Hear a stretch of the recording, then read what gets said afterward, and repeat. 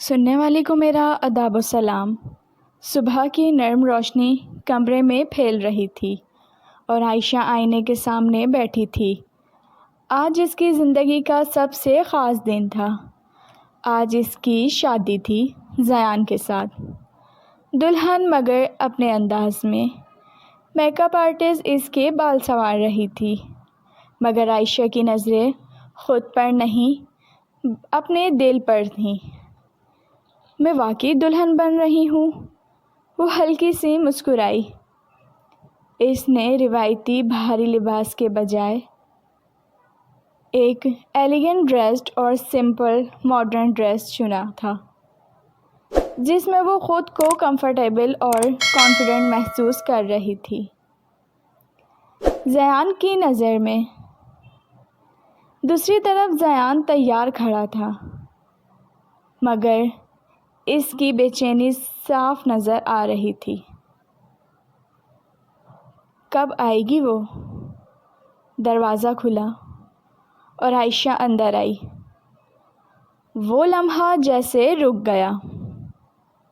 زیان کی آنکھوں میں بس ایک ہی احساس تھا، یہی ہے میری دنیا۔ آہستہ آہستہ اس کے قریب آیا۔ تم آج پہلے سے بھی زیادہ خوبصورت لگ رہی ہو۔ عائشہ نے شرما کر نظریں جھکا لیں۔ اور تم ہمیشہ کی طرح خاص۔ نکاح کے بعد وہ دونوں ساتھ بیٹھے تھے۔ زیان نے آہستہ سے اس کا ہاتھ تھاما۔ میں وعدہ کرتا ہوں تمہیں کبھی اکیلا نہیں چھوڑوں گا۔ عائشہ نے مسکرا کر جواب دیا، اور میں ہمیشہ تمہارا ساتھ دوں گی۔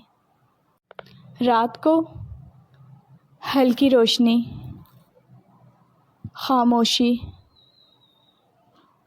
اور صرف دو دل۔ عائشہ کھڑکی کے پاس کھڑی تھی۔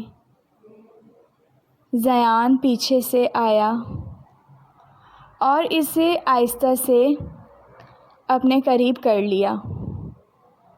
اب تم ہمیشہ میری ہو۔ عائشہ نے آنکھیں بند کر لیں اور دھیرے سے کہا، ہمیشہ سے تھی، بس تمہیں ملنا باقی تھا۔ وہ دونوں ایک دوسرے کے ساتھ کھڑے تھے۔ اب کوئی خوف نہیں، کوئی راز نہیں، صرف محبت۔ کبھی کبھی ایک اچانک میسج زندگی کی سب سے خوبصورت کہانی بن جاتا ہے۔ اگر آپ کو یہ کہانی پسند آئی تو لائک اور فالو ضرور کریں۔ یہ تھی عائشہ اور زیان کی محبت کی کہانی۔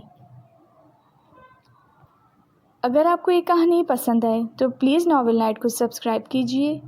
رکھیے اپنا بہت زیادہ خیال۔